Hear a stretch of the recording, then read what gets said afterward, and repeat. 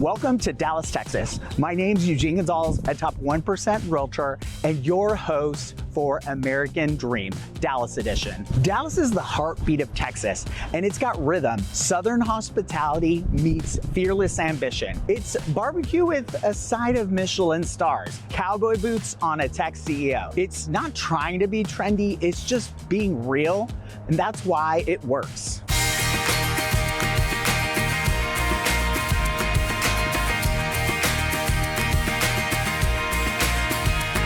Not only is Dallas bursting with culture, but just beyond downtown, we have incredible original community-centered entertainment areas like Bishop Arts District and the surrounding neighborhoods that feed it, where you've got residential areas like Kessler Park, Winnetka Heights, Wynwood North, and Elmwood. Each one brings its own flavor. Kessler's always been a standout, but recently it had a moment. Our team listed 718 Kessler Lake, an iconic mid-century modern home tucked into trees, and it broke the internet. That was a big moment, not just for us, but for the neighborhood. It proved again that design matters, storytelling matters, and that people are paying attention to what's happening here. And if you spend time in these neighborhoods, you'll see why. The Bishop Arts community and its neighbors, they show up big for each other.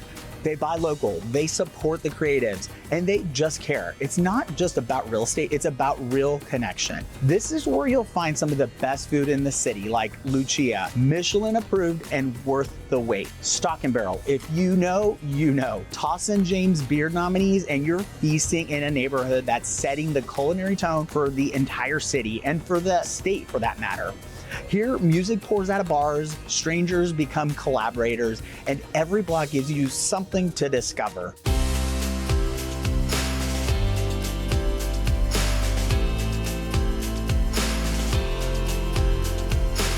Dallas is growing fast, but there's a quiet movement that's been happening in neighborhoods like Oak Cliff. One that's about holding on to history while creating space for new stories. We're here at the Madison to talk with AJ Ramler, who is at the heart of that. We're currently here at the Madison, a fantastic boutique hotel. Tell us a little bit about the Madison, sort of what your process was and kind of coming up with the concept. So someone actually brought it to us. It had previously caught on fire. At the time, we didn't know it was a hotel. We just knew it was this burnt out property and we were looking at turning into apartments potentially. And then we got in there and we started doing the research. So when we found out it had been a hotel and actually still was the original 27 room layout, we kind of felt like obligated to hey, this is a cool opportunity to come back. So yeah, that was when we found it. We were like, okay, let's we love tackling projects that require creativity and have a story and part of history. So that's how we got on this one. Tell me about what got you started on restoring old buildings. Really what got us interested in fixing old properties was an interest in history, just generally speaking, and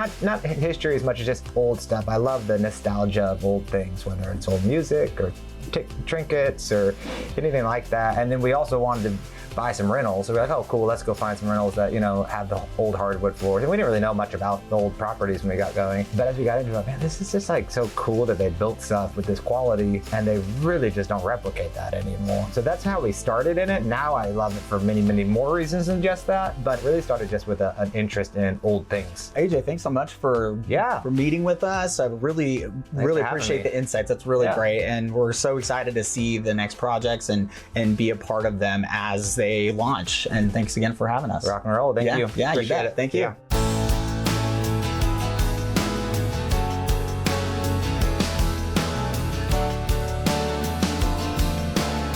Next, we're on our way to meet Alli K, unlocking the artistic side of Dallas with someone whose work you've likely seen with or without even realizing it. She's the creative force behind some of the most recognizable murals in the Dallas landscape. I'm here with Alli K, and we're in front of one of her incredible murals that she does. You've got such a recognizable style. Was that always your thing? Yes and no. When I started painting for myself, I started painting black and white and florals and things like that, and it really took off when I published my first book on how to draw florals, and I was just deemed the floral queen at that point. Awesome. So all of my art was with florals, and I just love the organicness and nature and the juxtaposition of these hard structured walls with these nice floral, flowy lines. Do you feel that Dallas has something special for artists out there? I think Dallas is probably one of the best cities for an artist. Not only does Dallas have that big city vibe, but it also has that small community vibe.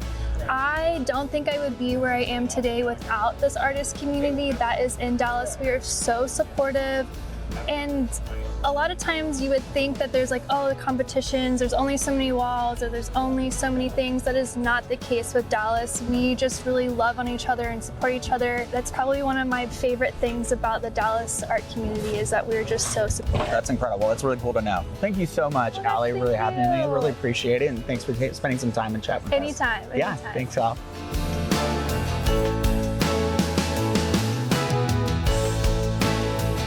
Bishop Arts is where Dallas comes alive, with deep roots in Oak Cliff, creativity in every corner, and homes as full of character as the people in them. Thanks for joining us in this episode. This is the American Dream Dallas edition. See you soon.